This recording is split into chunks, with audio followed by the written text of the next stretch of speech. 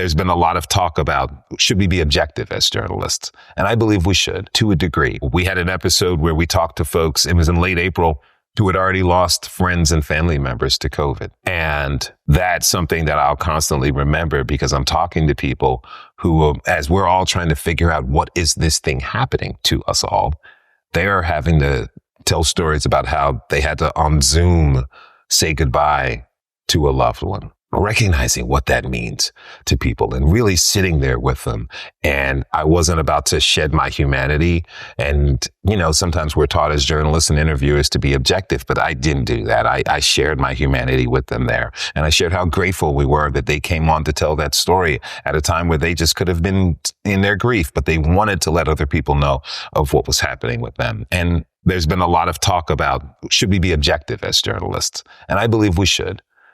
But to a degree, we cannot throw our humanity aside. And that's something that I tend not to do. And people have been responding.